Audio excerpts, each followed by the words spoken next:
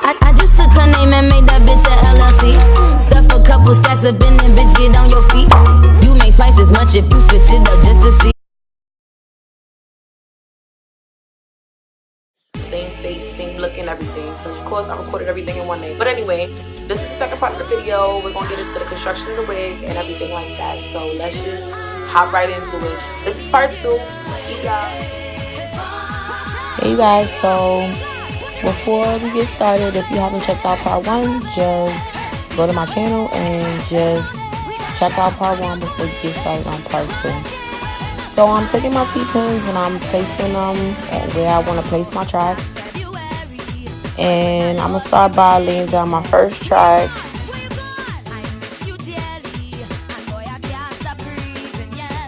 And just like in the first video, I'm stitching this track on the cap and not onto the elastic.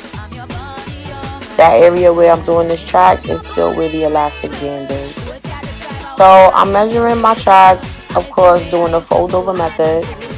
And the fold over method is basically when you don't cut your tracks. So I try my best not to cut my tracks, because it just, for me, it's just less work to cut it. So here goes the fold over method. I'm just sticking my needle in and I'm making sure it's super tight and making sure that the track is super flat. And I'm just continuing, making sure that I'm not sticking that needle into the elastic.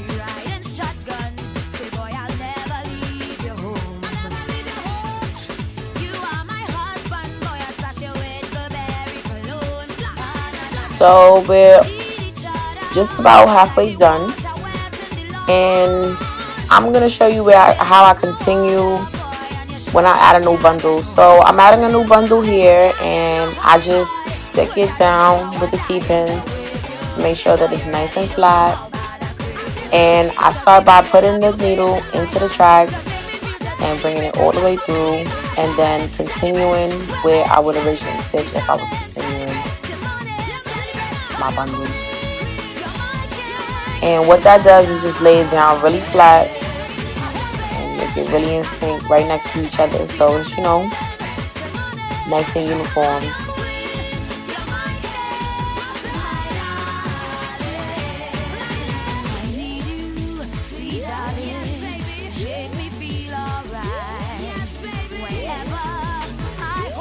So I used the fold over method for this whole unit. I didn't cut any tracks until I got to the last track.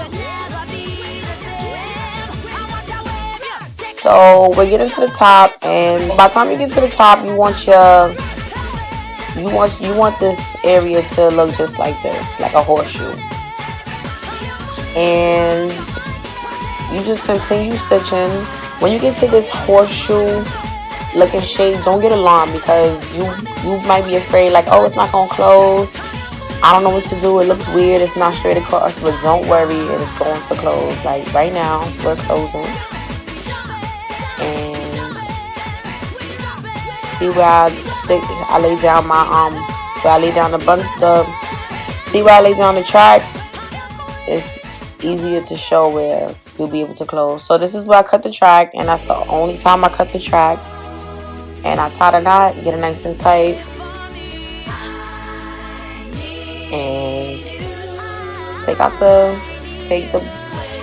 front part of the bun.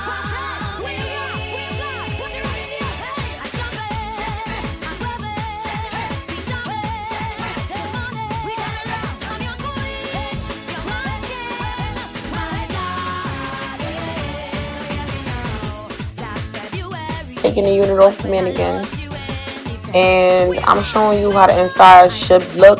It should look all put together, nice and tight. The foundation is key.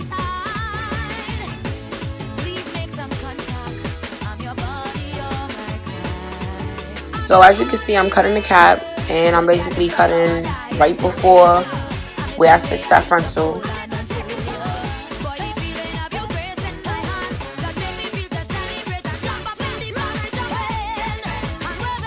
And this is the finished product. So if you like this video, don't forget to like, And don't forget to hit that subscribe button, and I'll see you on my next video. Later, guys.